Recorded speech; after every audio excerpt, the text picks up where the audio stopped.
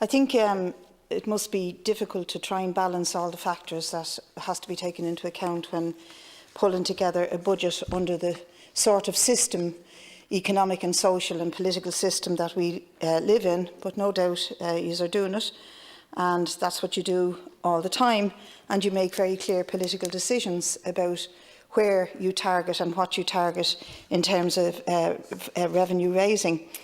I just want to put it into context of the crisis, the three crises that we're facing across the globe. Obviously, the pandemic is a massive crisis. Climate change is a massive crisis, and as a consequence of those and the failure of the competitive and irresponsible capitalist system that we live under, we have an economic crisis looming large over us. And in those, with that trio facing you, you have designed a budget. But one of the things that stands out for me, and I'm saying this mainly as somebody who participated for months and months on end in a special committee that was set up to look at how we deal with climate change. The Climate Action Committee was given resources. People were employed to help us, to advise us, to work with us, to work through all of the modules and stuff that we had to look at. We got experts in from around the world. We got financial experts in, scientists in. We did months and months of work on a climate action plan.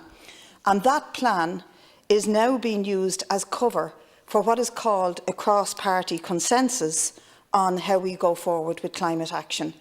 But the main thing coming out of it is the locked-in, year on year, for 10 years, increase in carbon taxes. And I know you weren't on that committee, Minister, but certainly those that were will remember the long debates we had about this issue. And we never did reach a cross-party consensus on it. Instead, there were a number of us who stood our ground and argued what we think is the obvious, that carbon taxes will not help reduce emissions, will not help reduce reliance on fossil fuels, and they will function as a regressive measure directed at the wrong target. The increase in carbon taxes diverts attention away from the systemic nature of carbon pollution that is rooted in that free market economy and the vested interests of fossil fuel corporations who continue to profit from their reliance on oil, coal, gas, and the multiple companies who rely on the production of plastic. But what we're doing here is we're asking ordinary people to shoulder the blame for the climate action that has been missing when 71% of all emissions come from 100 global corporations. So it's not only regressive, it's dangerous, and it ignores the rapid, far-reaching and unprecedented transitions in energy, land, urban and infrastructure, including transport in buildings and industrial systems.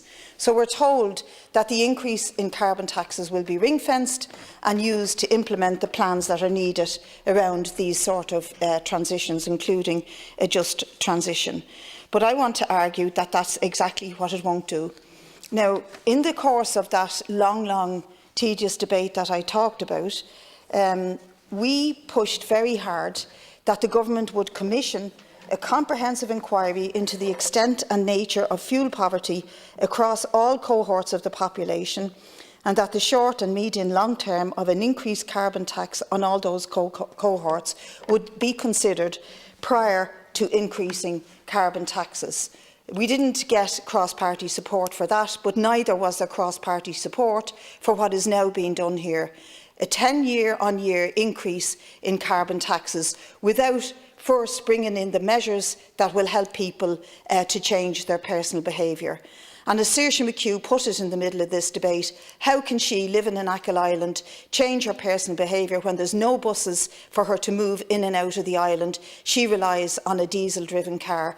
How can she change her behaviour when she can't afford to retrofit a cold, old stone cottage that she lives in?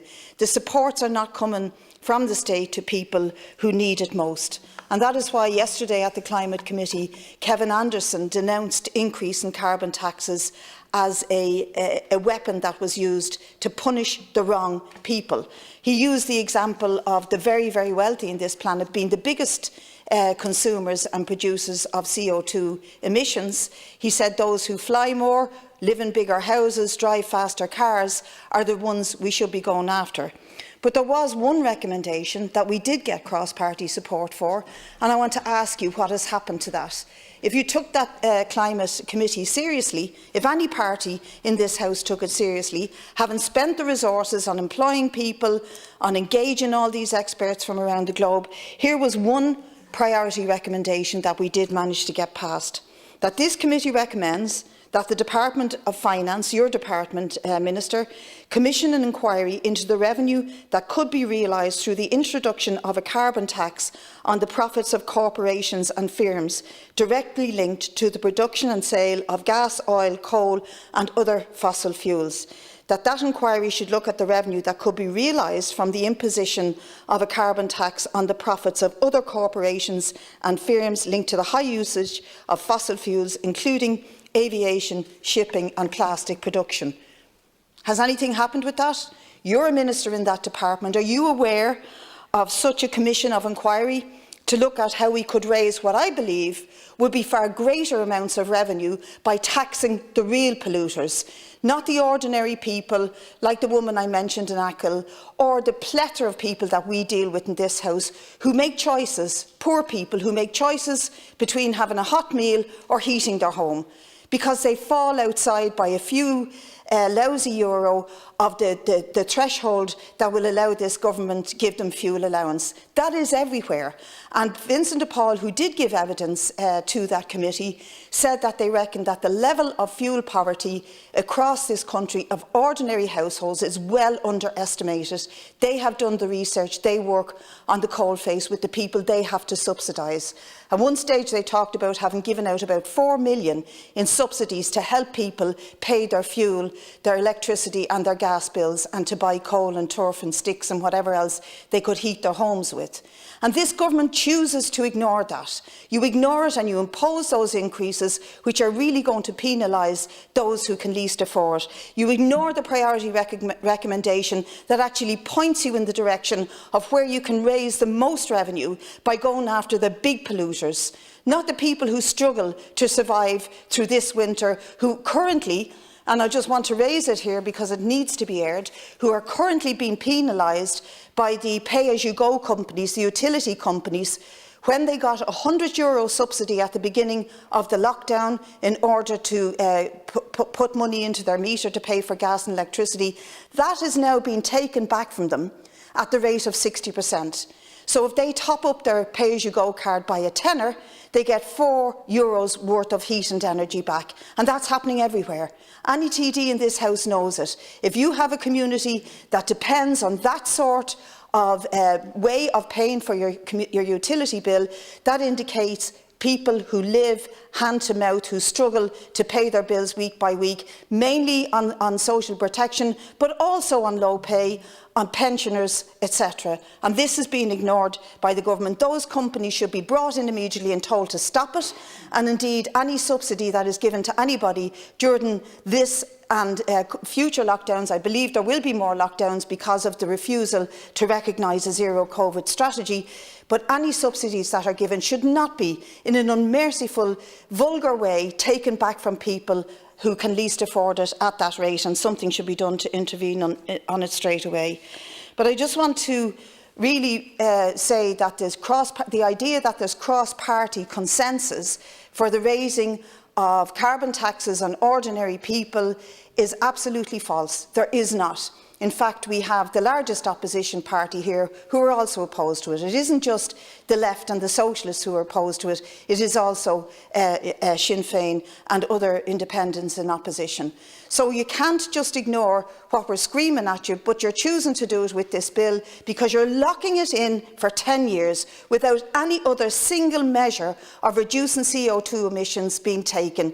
In fact, as we speak, we are currently dealing at least 2 or 3 times a week with scrutiny on a climate bill that they want to push through before Christmas, which will give us the governance structure around which we deal with climate action. And guess what one of those things say? It says the Minister must have regard to 25 separate conditions before a single climate action is implemented, and among them is the specific and special nature of the herd in this country, and among them is the level of competition and the healthiness of the competition within the economy at the time. You cannot have 25 competing interests and at the same time say that you are taking the action necessary to bring us in line with Paris, to bring down our CO2 emissions, because you're not. All you're doing is you're punishing the most vulnerable and increasing the burden on those who are least responsible for this disgraceful condition we're in. And as the planet hurtles towards more droughts, more runaway fires, more floods, more starvation, mostly imposed on the poorest people in the planet, including the poor in this country who pay highest for floods, etc., and damage to their homes.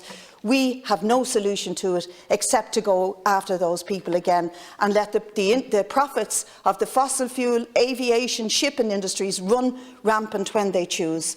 We're barking up the wrong tree, but we're not only just doing it in this bill, we're locking it in to do it for the next 9 years after this. It's utterly outrageous, disgraceful and completely the wrong way to go about dealing with CO2 emissions. Thank you very